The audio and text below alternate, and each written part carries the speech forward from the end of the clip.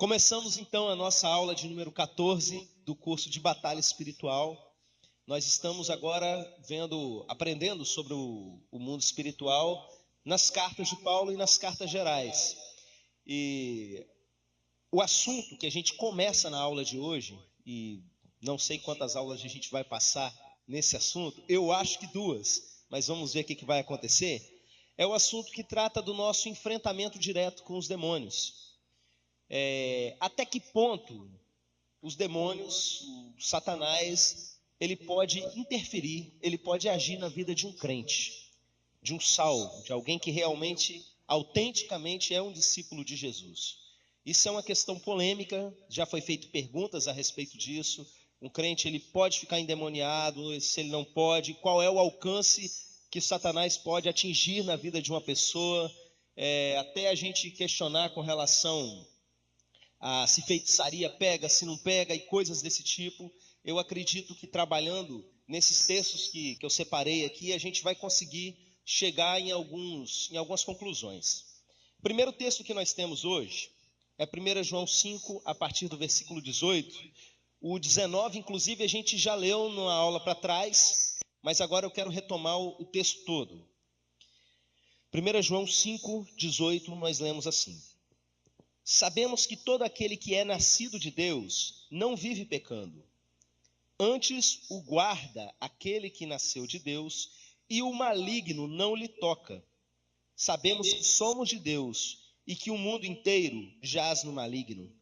Sabemos também que já veio o Filho de Deus e nos deu entendimento para conhecermos aquele que é verdadeiro.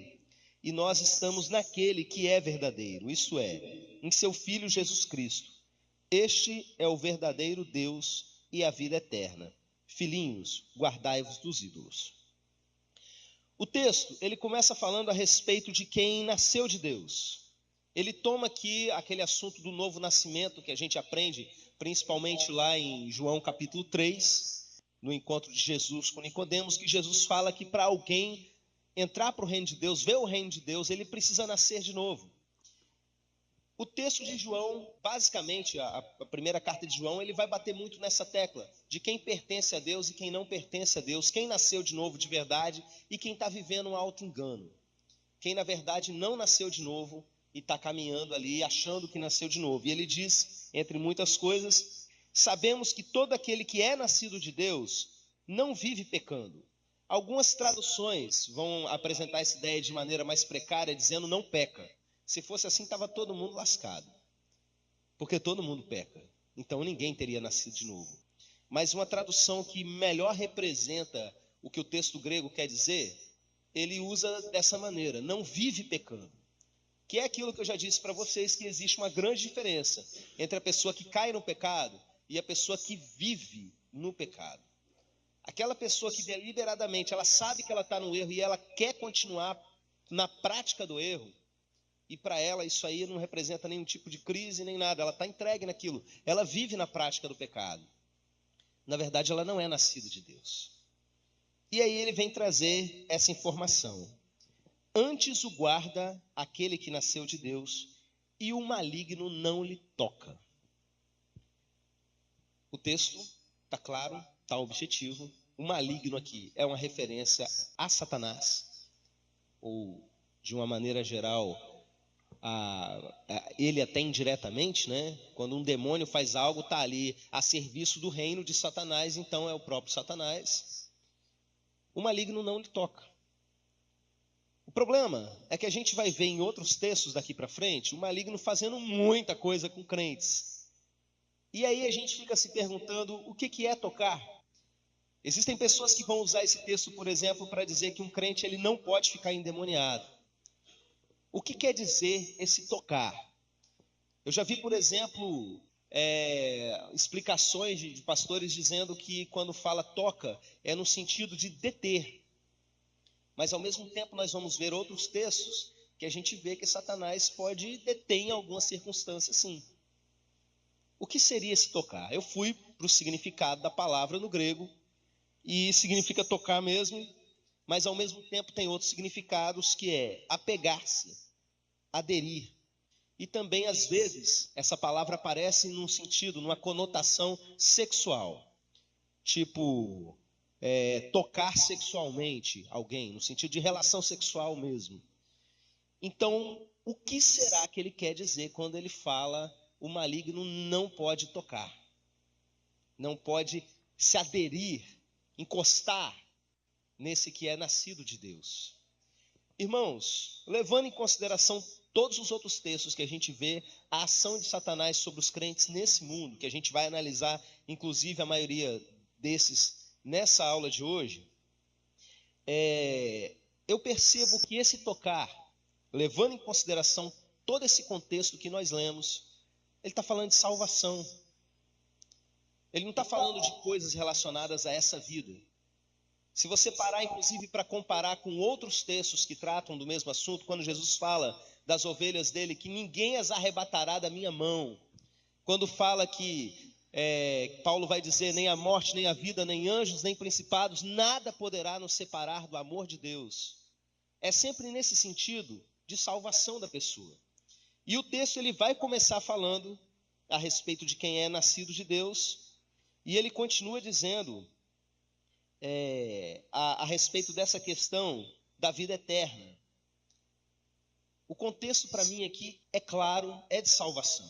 Satanás ele não pode tirar a salvação de um crente. Ele não pode tocar na salvação de um crente, naquilo que você é em Deus. Nada pode nos separar do amor de Deus. Ele não pode vir e arrebatar você da mão de Deus. O entendimento que eu tenho desse tocar é nesse sentido.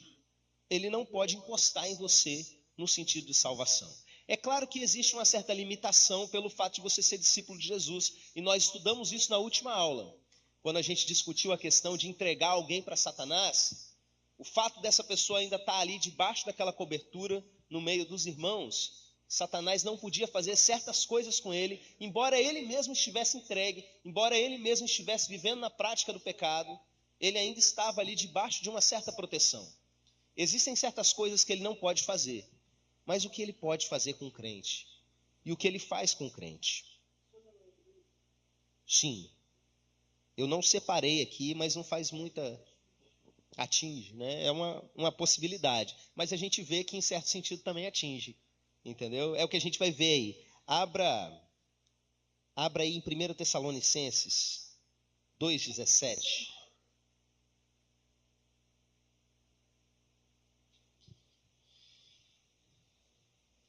1 Tessalonicenses 2,17, lemos assim: Nós, porém, irmãos, sendo privados de vós por algum tempo de vista, mas não de coração, tanto mais procuramos com grande desejo ver o vosso rosto, pelo que quisemos ir ter convosco, pelo menos eu, Paulo, não somente uma vez, mas duas, e Satanás nos impediu.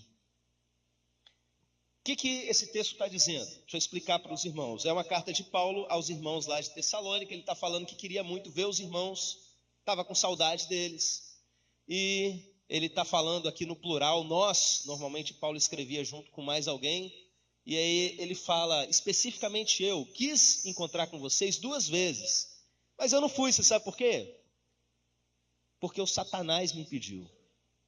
Irmãos, no dia que eu olhei esse texto e caiu a ficha para essa situação, olha o que eu pensei. Isso aqui é Paulo. É um cara que vivia em oração. A gente vê nas cartas dele o tempo todo. Estou orando por vocês por isso. Fala para fulano que eu estou orando por ele. Não paro de orar toda vez que eu lembro de vocês. A vida dele era oração. Pregação do evangelho. Um cara que era marcado ali por milagres. Deus usou ele para escrever uma grande parte do Novo Testamento. Muito do que a gente vive hoje como igreja foi porque Deus usou esse cara, um homem de Deus, indiscutivelmente um homem de Deus. E Satanás impediu ele de fazer uma viagem, deteve. O que ele não faz por você? Foi isso que eu pensei no dia. O que Satanás não faz comigo e eu não estou sabendo? Se ele é capaz de impedir Paulo de simplesmente ir lá fortalecer os irmãos, fazer uma viagem para ver os irmãos que ele estava querendo ver, 2 vezes Satanás conseguiu fazer isso, deteve os propósitos dele. Não foi Deus. Claro que Deus está acima de tudo, A soberania de Deus envolve todas as coisas, mas Paulo deixa claro aqui que dessa vez não foi o Espírito que impediu ele de ir, como em outra ocasião ele fala. Foi o Satanás que impediu Paulo, meus irmãos. Nem toda batalha a gente ganha.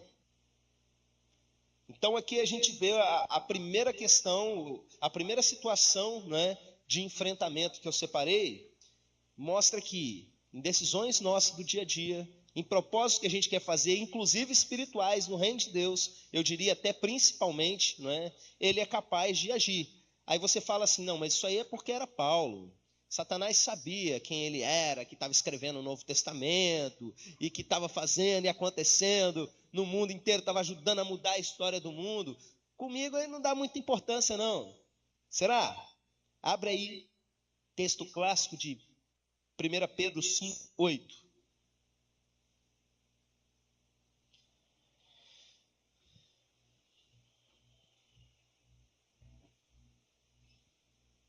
1 Pedro 5, a partir do versículo 8, diz assim: Sede sóbrios, vigiai.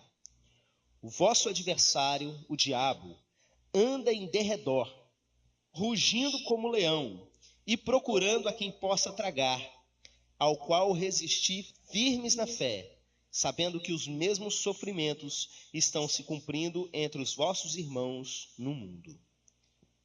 Ele aqui está falando a respeito do ataque do diabo, aqueles que são servos de Jesus. E ele diz que os mesmos sofrimentos a quem ele está dirigindo aí essa carta, né, estão se cumprindo entre todos os vossos irmãos do mundo. O reino de Satanás está realmente preocupado, como a gente vai ver em Apocalipse, em perseguir a descendência da mulher, que somos nós. Ele realmente está se dedicando a atazanar a nossa vida. Não é só uma questão para pessoas-chave, não é só para uma questão de pessoas importantes. Aqui está dizendo que todos os irmãos pelo mundo afora, cumprindo entre os vossos irmãos no mundo. Irmãos, aqui a gente percebe algumas coisas do que ele pode fazer. E quando a gente fala em pode, a gente está falando de possibilidade. É algo que realmente é possível que ele faça com os crentes. O texto ele começa dizendo assim: sede sóbrios e vigiais. Então o que é sóbrio? O que você entende por sóbrio? Normalmente a gente usa essa palavra para aquele que não está bêbado, não é? Esse aqui está bêbado, esse aqui está sóbrio. Sóbrio significa também calmo, sereno de espírito, moderado e controlado. E quando ele fala vigiai, é a mesma palavra que Jesus usou um pouquinho antes de ser preso, quando ele diz vigiai e orai. Quer dizer cauteloso, cuidadoso. Então, em outras palavras, o que ele está dizendo? Olha só, seja cuidadoso e seja calmo, controlado, porque se você não for calmo e controlado, Satanás vai conseguir fazer uma coisa com você. O vosso adversário, ele vai conseguir fazer algo com você se você não for controlado. Satanás, ele pode fazer isso. Se o crente ele não for cuidadoso, se o crente ele não for controlado no seu temperamento, existe a possibilidade, é possível sim de acontecer, mesmo o cara sendo crente, o cara e todos os crentes do mundo, é possível que Satanás faça algo. E o que ele vai fazer? O vosso adversário, o diabo, anda em derredor, rugindo como leão e procurando a quem possa tragar. O que isso quer dizer, meus irmãos? Quando a gente fala que todos os crentes do mundo, eles estão debaixo dessa perseguição, dessa conspiração demoníaca mesmo, talvez você possa pensar, como eu disse numa aula para trás, que é só no sentido da metonímia do reino das trevas. O sistema é maligno, o sistema está todo errado para prejudicar a gente, e você pensa, é nesse sentido que o diabo vai nos atingir? É nesse também, mas esse texto vai mostrar que é algo próximo. Ele anda em derredor. Não é simplesmente de uma estrutura, de um sistema político das trevas e de qualquer coisa desse tipo. Aqui está sendo claro que ele anda em derredor mesmo, bramando como um leão. Imagine o pessoal ali naquela região no mundo antigo, no Antigo Oriente, norte da África, era a região que o leão realmente andava por ali. Era uma ameaça real que eles tinham. E imagina você estar num vilarejo que você fica sabendo que tem um leão, você começa a ouvir rugir um leão ao redor. E você sabe que tem um leão procurando a vítima que vai dar bobeira ali ao redor, alguém que não vai ser cuidadoso o suficiente, que não vai andar com essa sobriedade, com essa cautela, para que ele venha tragar. Algumas versões vão traduzir como devorar, quer dizer a mesma coisa. Satanás está querendo engolir alguns crentes mesmo. Um crente que ele não vigia e ele não é sóbrio, o texto diz que ele pode fazer isso sim. E quem está falando isso para a gente dessa vez é Pedro. E se você se lembra de textos que a gente já estudou, Pedro teve um enfrentamento pessoal com Satanás. Satanás chegou a falar na boca de Pedro. Satanás chegou a pegar um dos amigos ali, uma das pessoas que caminhava com Pedro e destruiu a vida dele, que foi Judas. Pedro foi um cara que esteve à frente da igreja primitiva e ele viu, foi muito caso de gente endemoniada. Ele não estava falando aqui de forma simbólica nem nada disso. Ele estava falando de alguém, ele estava acostumado ali com as situações, de ver esse enfrentamento de perto, de saber o que é o inimigo andando em derredor. E tinha realmente essa consciência de que todo mundo estava sujeito a isso. Sujeito a ser devorado por Satanás. Aí eu digo para você, e aquele texto que diz, o maligno não lhe toca? Irmãos, ainda que Satanás consiga pegar um crente que não vigiou e arrebentar com ele, a Bíblia diz, ninguém os arrebatará da minha mão. Entende por que eu digo que o tocar é no sentido de salvação, mas que no sentido de coisas dessa vida, ele tem sim condições de agir em muitas áreas dessas pessoas, principalmente, não é?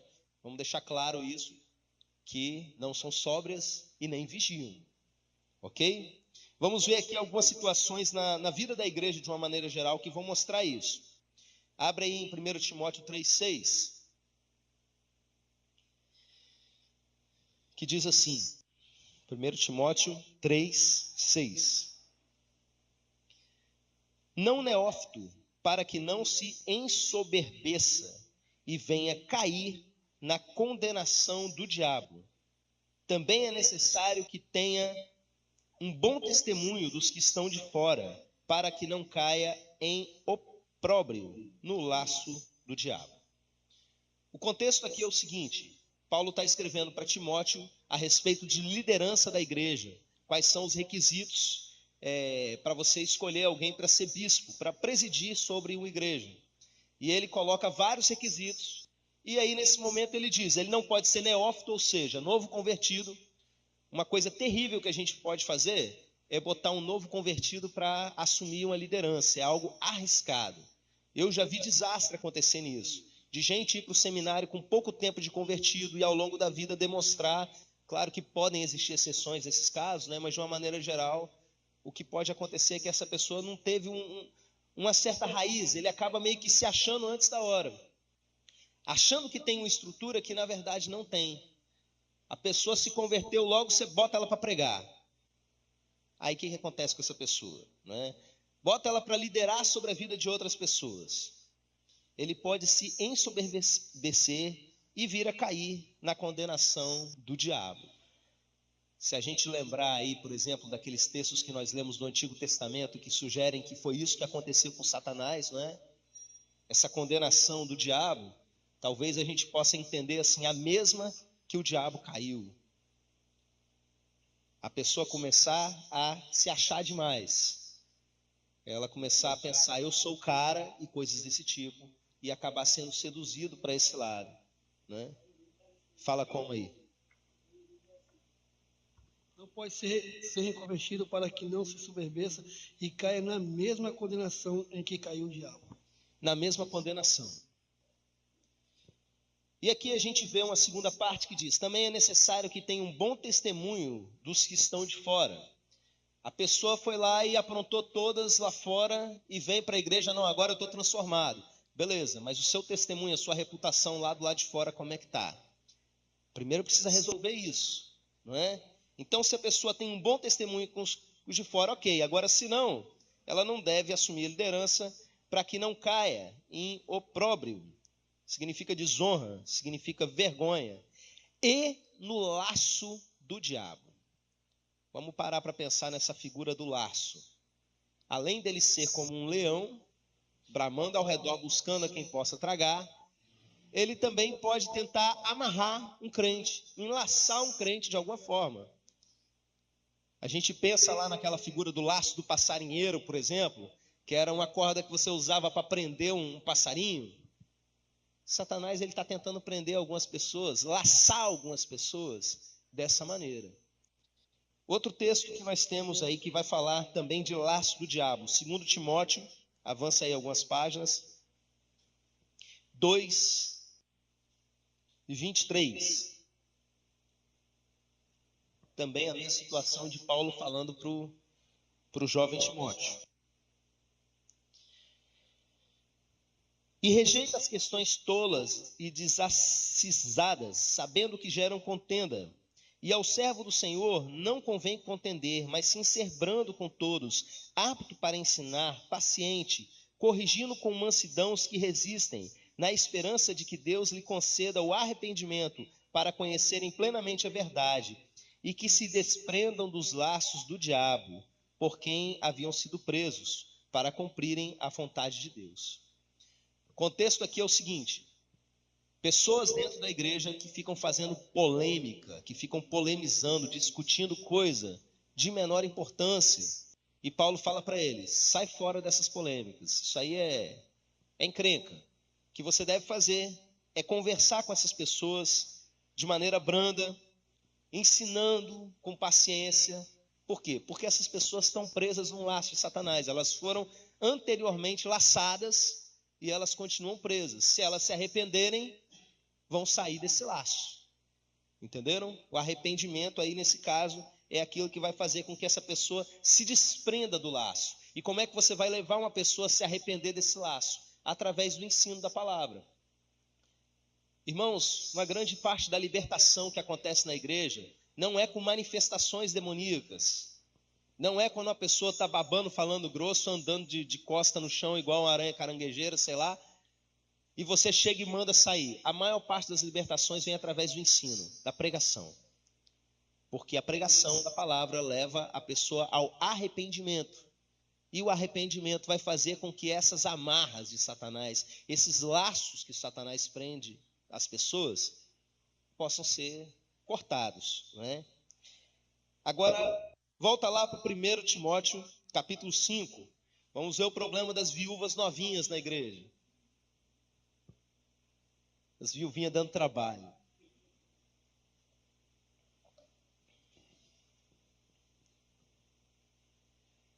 Primeiro Timóteo 5, verso 11. Mas rejeita as viúvas mais novas, porque, quando se tornam levianas contra Cristo, querem casar-se, tendo já a sua condenação por haverem violado a primeira fé. E, além disso, aprendem também a ser ociosas, andando de casa em casa, e não somente ociosas, mas também faladeiras e intrigantes, falando o que não convém. Quero, pois, que as mais novas se casem, tenham filhos, dirijam a sua casa e não deem ocasião ao adversário de maldizer, porque já algumas se desviaram, indo após a Satanás. Irmãos, aqui a gente tem, nesse início do texto, uma coisa até um pouco difícil de se traduzir. Quando ele fala assim, rejeita as viúvas mais novas, porque quando se tornam levianas contra Cristo, querem se casar. E daqui a pouco ele diz, eu quero que elas se casem, não é? O que nós temos aqui é um tipo de expressão idiomática que nos dias de hoje fica um pouco difícil da gente compreender. Uma possibilidade de dizer levianas contra Cristo, literalmente seria quando vivem sensualmente contra Cristo. Acontece que algumas dessas viúvas novinhas, elas de repente iam para o lado da sensualidade e da ociosidade, e acabavam indo após Satanás. Paulo queria, você quer casar, né? Conserta a sua vida. Eu quero sim que você se case, que tenha sua família. Mas toma cuidado aí, Timóteo, com essas irmãzinhas na igreja, que estão novinhas, solteiras, já sabe o que foi vida sexual, já foram casadas, e agora estão andando aí de casa em casa, sem ter o que fazer, não é? E se tornaram ansiosas, não tem uma trouxa de roupa para lavar. Essa expressão que a gente usa hoje, quando uma pessoa não tem mais o que fazer, fica perturbando os outros. Você não tem a trouxa de roupa para lavar, não? Você não tem mais nada que fazer da vida, não? Era um problema, meus irmãos, na igreja primitiva, essa questão dessas viúvas. Por quê? Porque era obrigação da igreja cuidar das viúvas. Quando você fala em viúva, você pensa numa velhinha que ficou desamparada, que não tinha sistema de aposentadoria, nem nada disso, não tinha ninguém por elas. Então, quem é que cuidava das viúvas? A igreja. E aí, a gente vê nesse contexto dessa carta, uma questão de uma lista de viúvas que tinha na igreja para serem cuidadas. E tinha umas meninas novas que tinham condições de recomeçar a vida. Mas, na verdade, elas estavam ociosas, não é? A igreja vai me sustentar, eu posso ficar aqui de bobeira, então o que eu vou fazer? Além de ser ociosa, elas viram faladeiras, intrigantes. Essa palavra é engraçada, porque você pensa assim, nossa, uma mulher intrigante é uma mulher interessante. Não, é a que causa intriga, tá? E ela fala o que não convém. Quero, pois, que as mais novas se casam, tenham filhos, dirijam sua casa e não deem ocasião ao adversário de maldizer. A NVI vai dizer assim, e não deem ao inimigo nenhum motivo para maledicência. Não deixa que o inimigo comece a falar mal da igreja por causa dessas irmãs, porque já algumas se desviaram, indo após Satanás.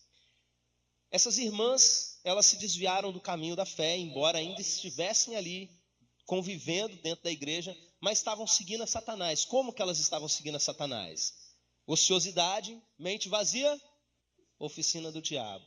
Faladeira, fazendo intriga entre os irmãos e falando coisa que não convém. Irmãos, eu tenho observado que uma das formas mais eficientes de Satanás agir dentro da igreja é através das pessoas faladeiras, das pessoas que fazem intriga, daquelas que falam aquilo que não convém. Jesus disse que aquilo que contamina o homem não é o que entra pela boca, mas aquilo que sai da boca. Estamos falando aqui, meus irmãos, não de uma contaminação física, de você comer uma bactéria porque você falou besteira.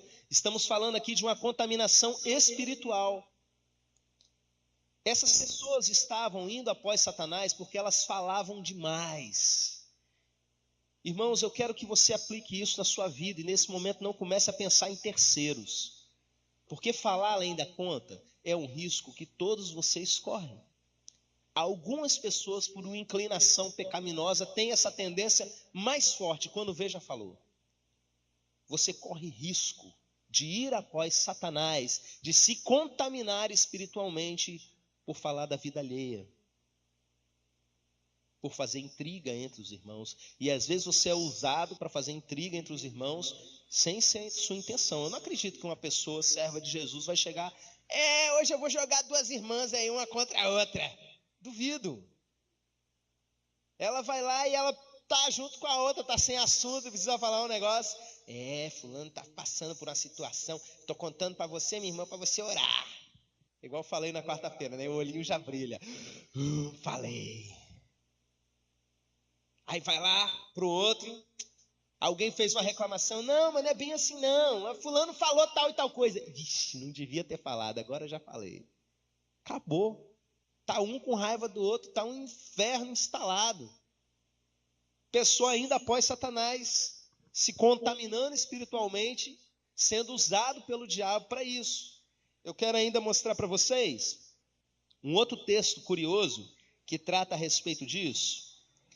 Abra lá em Tiago capítulo 3.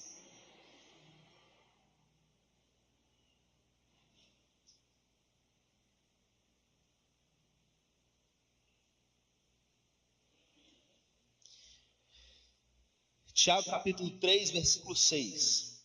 Quando Tiago está ensinando sobre a questão da língua. A língua, ele vai falando, é um membro que está ali e tal, e ele é como uma centelha que pega fogo em tudo. Ele vai falando do perigo que é a língua na vida do ser humano. E aí ele diz assim, Tiago 3,6: a língua também é um fogo. Sim, a língua, qual mundo de iniquidade, colocada entre nossos membros, contamina todo o corpo e inflama o curso da natureza, sendo por sua vez inflamada pelo inferno.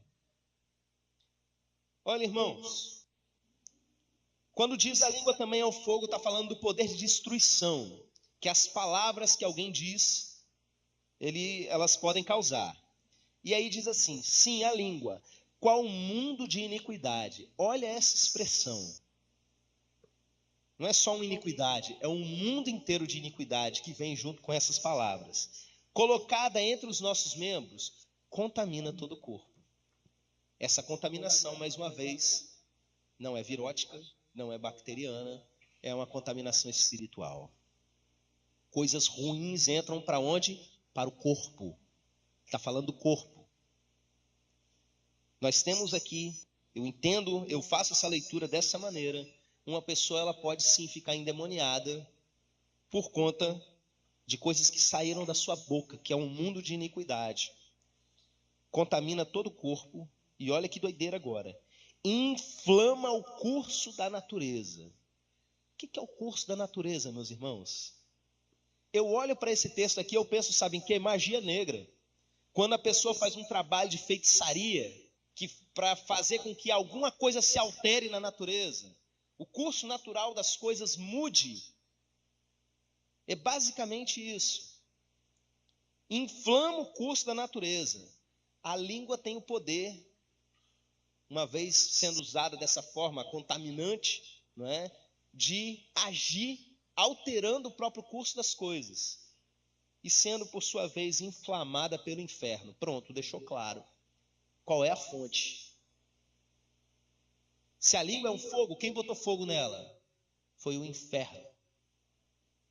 A fonte desses problemas é uma fonte demoníaca. É isso que o texto está dizendo.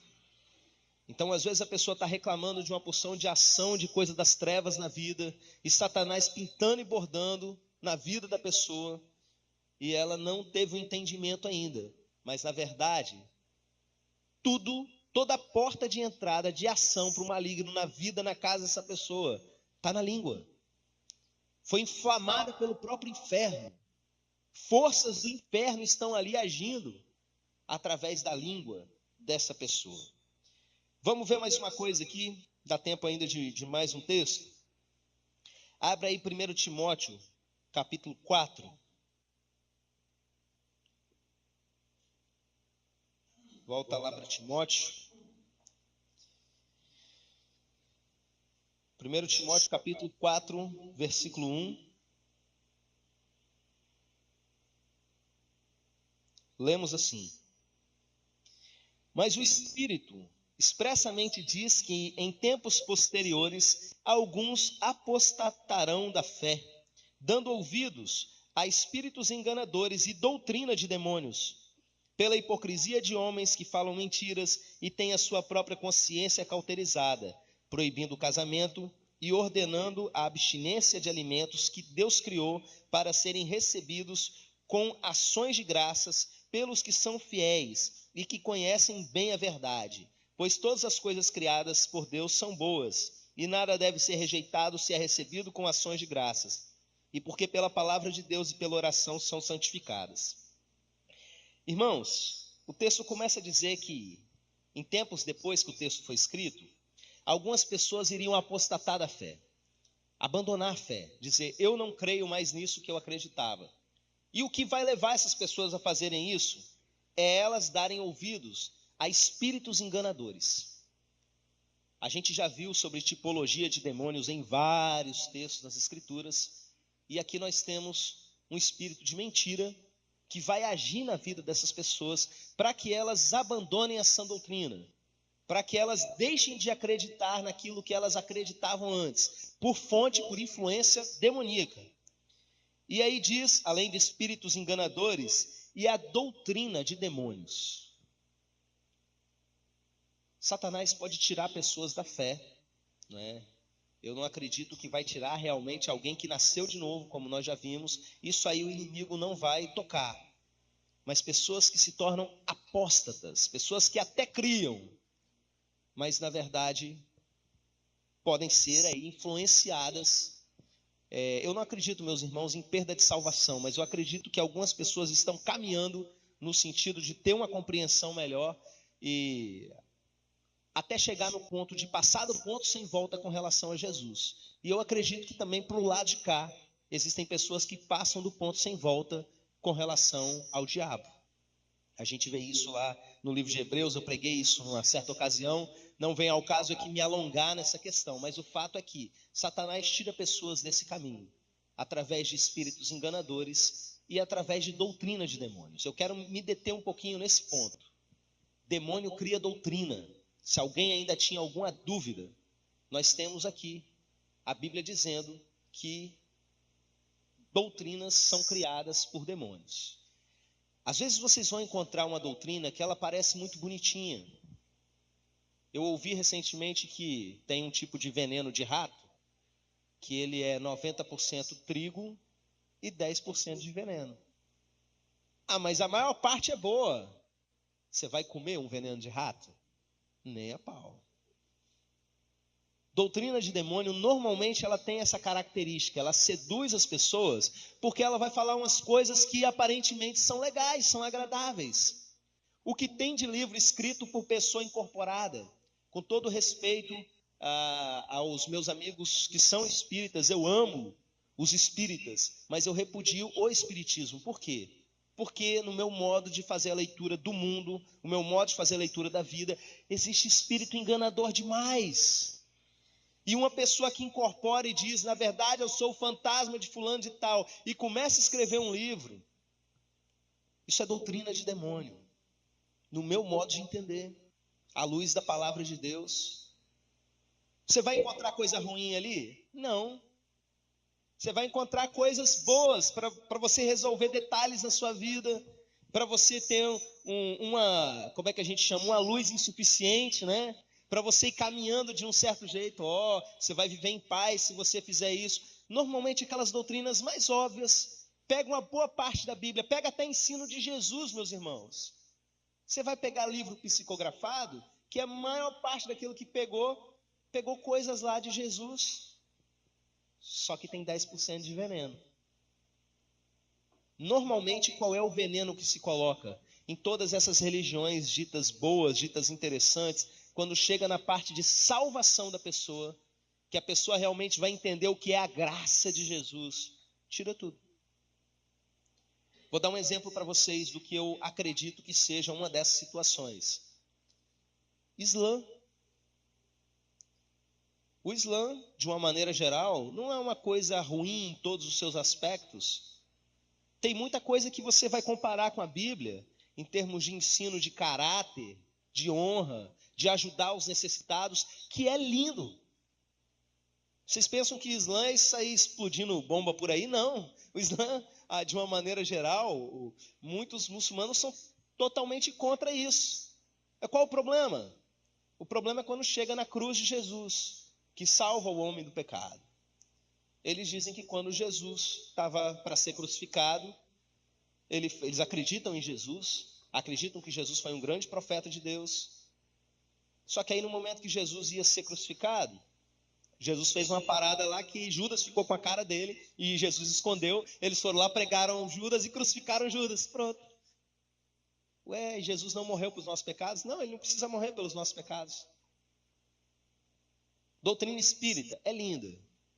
Faz a pessoa fazer uma opção de coisa, mas não pela graça de Deus. O que a Bíblia ensina? A gente é salvo pela graça? A gente faz boas obras porque nós já fomos salvos. Se o amor entrou na gente, a gente tem que ajudar o próximo. Mas tanto no Espiritismo quanto na tradição católica, não na Bíblia católica, mas na tradição católica, você precisa ficar fazendo coisas para você ter a sua recompensa em Deus. Isso não é graça, isso é compra. A pessoa não tem um entendimento do que é salvação pela graça de Deus. Jesus morreu e ele já pagou. Eu não preciso fazer coisas boazinhas para melhorar o meu karma, para qualquer coisa nesse sentido. Muitas religiões orientais agem dessa maneira. E eu não estou aqui querendo demonizar uma religião ou outra específica.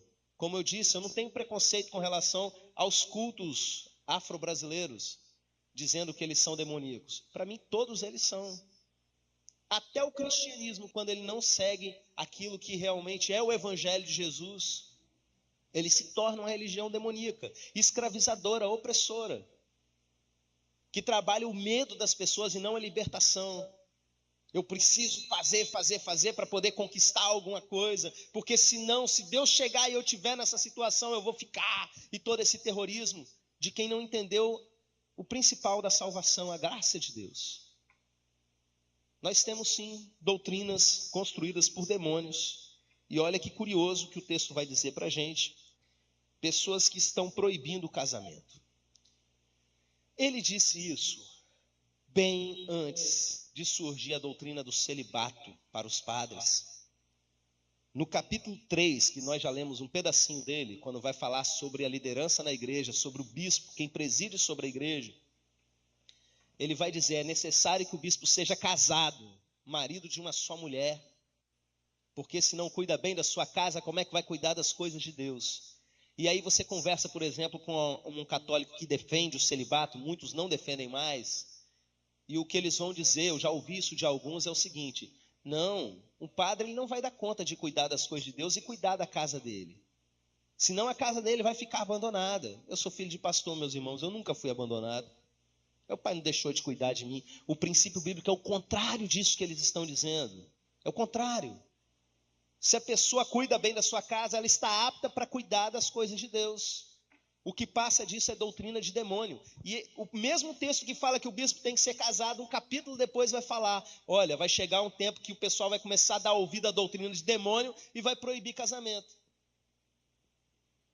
Eu cheguei a comentar, eu não lembro se foi na pregação de quarta ou se foi na última aula, no domingo de manhã, a respeito de pessoas que fazem descobertas repentinas, né? Nunca ninguém tinha visto isso aqui na Bíblia e de repente eu descobri, e que a gente tem que tomar cuidado com essas coisas, não é?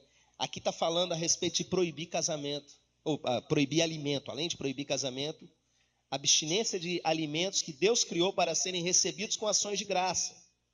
Todas as coisas criadas por Deus são boas e nada deve ser rejeitado se é recebido com ação de graças. Ele fala isso aqui num contexto em que o cristianismo precisava se diferenciar do judaísmo. E ao mesmo tempo existiam ali coisas contaminadas por idolatria no mundo pagão, e existia polêmica se podia comer carne, se não podia, se um cristão podia comer carne de porco, se não podia.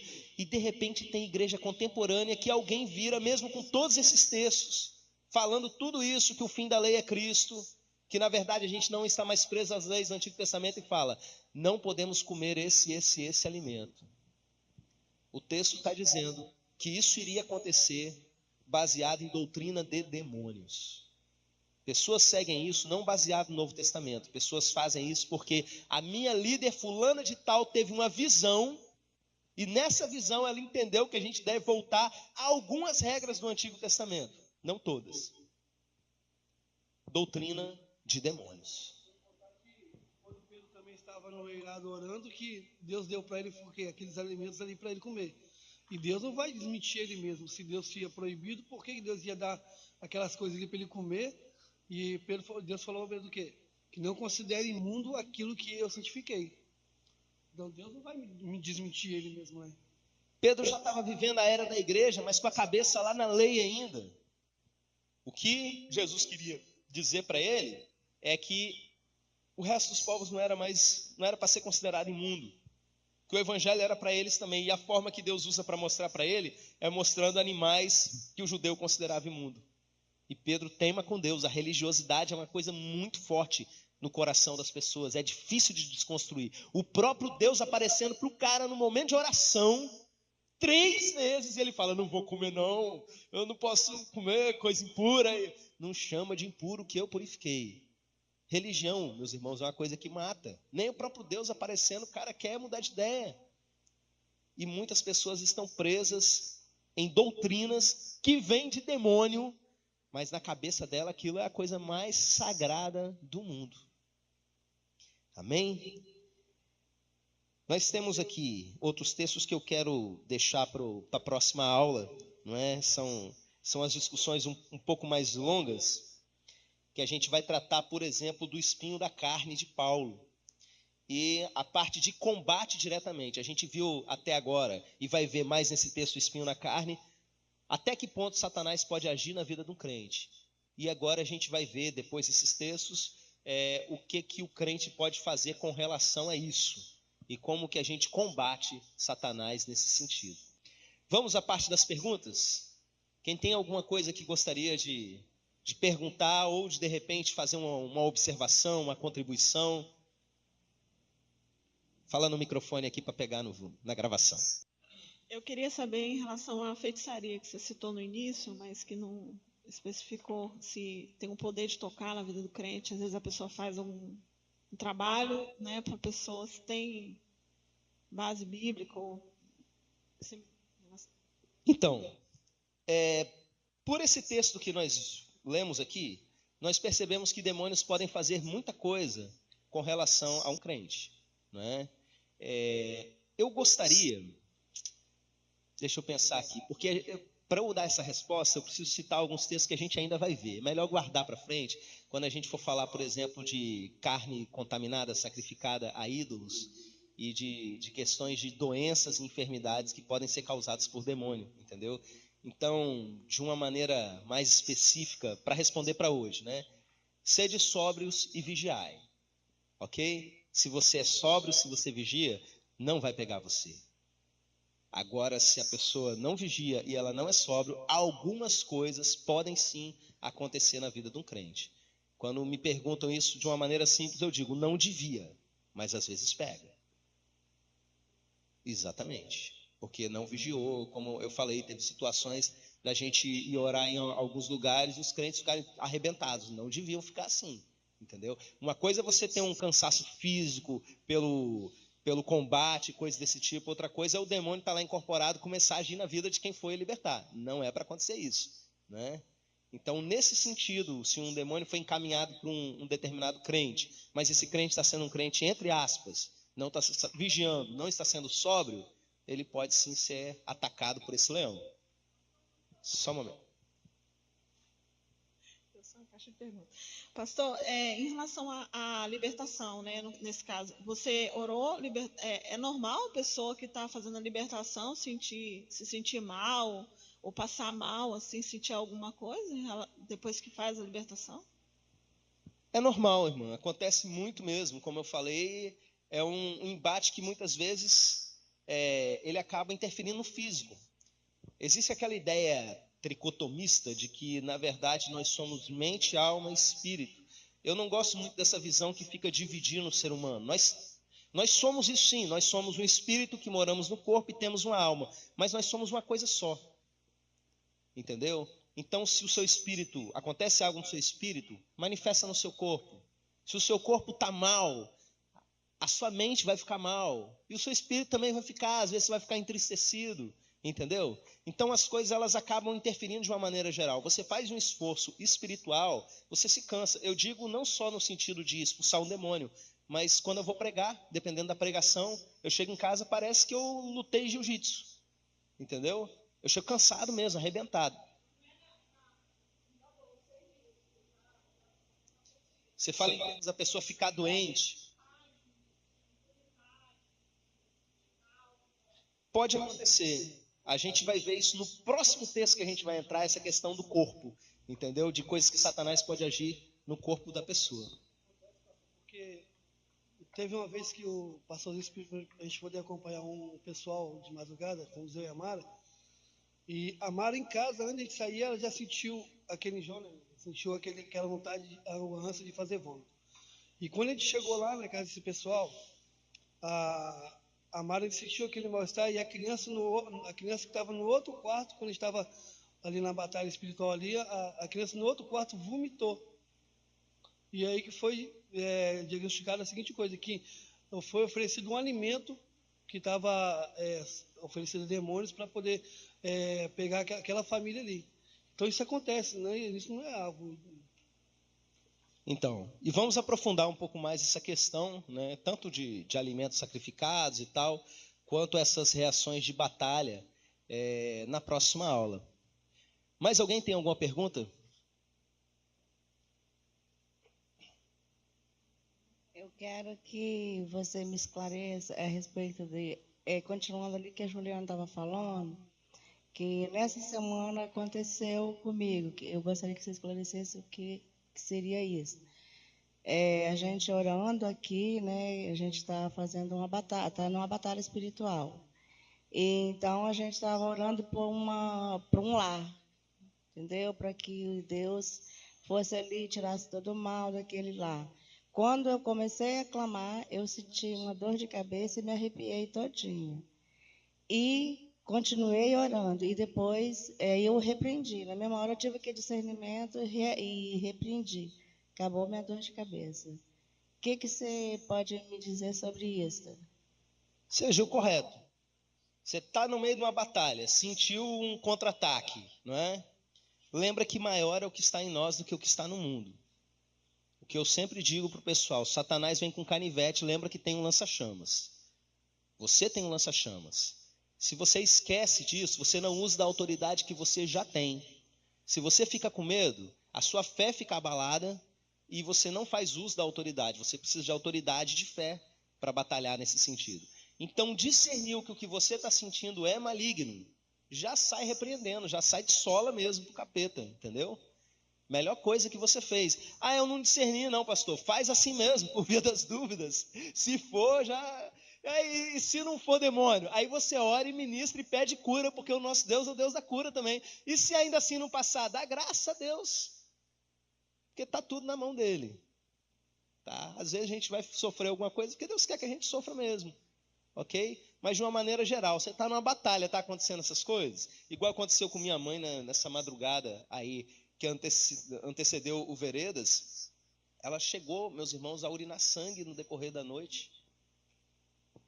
Olha que doideira. Aí passou o Veredas, passou o dia inteiro trabalhando aqui, eu achei que ela nem ia sair da cama, que a gente ia ter que correr com ela para o médico. Passou a batalha, não tem mais nada. Não teve mais sintoma, não teve nada. Era só por causa da batalha no mundo espiritual mesmo, do tipo de opressão e ataque que se sente com relação a isso. Entendeu? Que a gente que se coloca em batalha, a gente vive algumas coisas num nível maior dos outros crentes. Tá? Eu vou dar um exemplo aqui de algo que aconteceu no meu ministério quando 2 irmãos que estão aqui presentes chegaram para a igreja. E eles discerniram, né, como são pessoas que já viveram em outras igrejas e tal, discerniram algumas coisas que estavam acontecendo. E entendendo o que Deus estava fazendo aqui na igreja, os 2 me procuraram ali naquela esquina e falaram comigo assim: pastor, a gente quer que você divide o peso que está sobre você com a gente. Eu quero que você saiba que pode contar com a gente. E aquilo que precisar e tal, e falaram aquele monte de coisa assim, né? Aí eu falei, amém. Eu fico feliz de saber disso, meus irmãos, e tal. Me alegrei realmente no espírito, aquilo me fortaleceu. Irmãos, eu não cheguei a falar para eles, agora vai lá e faz isso, agora vai lá e faz isso. Foi uma declaração no mundo espiritual. Divide comigo, divide com a gente o que está sobre você. Chegou na quarta-feira, estavam os 2 de cama, né? E até no outro domingo também. Aí eu falei pro irmão assim, olha, é um pouquinho do que a gente vive no nosso dia a dia, entendeu? Quem está nessas posições de batalha está enfrentando um nível de luta que os outros crentes, embora todos estejam vivendo, não estão acostumados a lidar. Depois passou, né? Depois vocês foram ganhando mais musculatura espiritual, melhorou aí, então não fica mais de cama. Mas os primeiros dias foram de pancada, não é? É coisas assim que a gente vive de luta mesmo. Luta, você bate, você apanha. Você impede Satanás de fazer determinada coisa, ele te impede de visitar a igreja de Tessalônica. É batalha, entendeu? Faz parte mesmo. Então, Paulo fala o tempo todo, irmãos, orai por nós. Orem pelos seus líderes, ore pelo seu líder de célula, que chega mais cedo para ungir a casa. Quando você chega lá, está aquela maravilha toda. Você não sabe o que ele passou antes de chegar lá, não é? Então, deixo aí essa recomendação para vocês. Temos mais alguma pergunta? Se não, vamos nos colocar de pé. Quero orar por vocês e quero orar por aqueles que têm se colocado nessa batalha num nível maior ou querem se apresentar para essa batalha num nível maior. Saia do seu lugar, venha aqui à frente.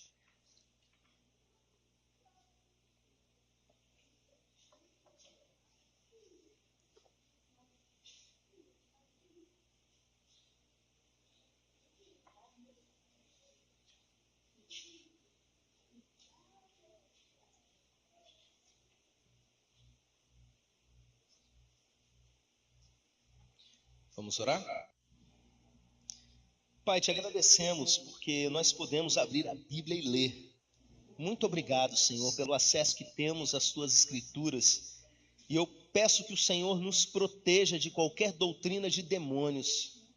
E que o Senhor nos traga iluminação pelo teu Espírito Santo, para que a gente compreenda a verdade da Escritura e não venha fazer nenhum tipo de interpretação equivocada. Que o Senhor nos direcione até o final desse curso, meu Pai, e continue nos direcionando ao resto da nossa vida. Eu peço que o Senhor venha proteger cada um desses que estão aqui, e de uma maneira especial desses que têm se levantado para brigar, que o Senhor os fortaleça espiritualmente, que o Senhor dê a eles, como metaforicamente eu falei, essa musculatura espiritual, meu Pai, para que eles não se abalem com qualquer coisa, meu Deus, para que eles possam entrar em altos níveis de batalha e permanecer firmes em corpo, mente e espírito. Protege também a casa deles, protege as pessoas que andam com eles, meu Pai, estende essa cobertura a cada pessoa da família, Senhor, em nome de Jesus, amém.